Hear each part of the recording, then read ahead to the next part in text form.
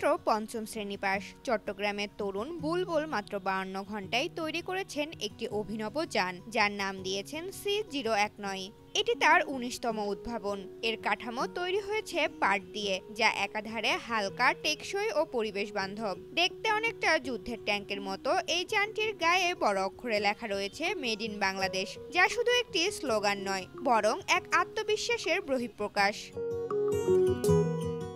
কারিগরি কোনো প্রতিষ্ঠানের শিক্ষা ছাড়াই বুলবুল একাই নির্মাণ করেছেন 18টি বিশেষ যান, যা ব্যবহার উপযোগী প্রতিবন্ধী ও চলাচলে অক্ষম মানুষের জন্য। এমন খবর শুনে মহা খুশিতে এলাকাবাসী। দেখছি অনেক ভালো লাগছে, পাবলিকের কাছে ভালো লাগে, যে দেখে এই পছন্দ করে গাড়িটা। আমি এরকম গাড়ি আগে দেখি নাই, তবে যদি মনে করি এরকম যদি মানে ভাই যদি আরো সরকারি অনুদান যদি পাই, আরো কি প্রতিবন্ধীদের জন্য আরো ভালো হবে এবং বাংলাদেশের জন্য আরো নতুন সৃষ্টি হবে।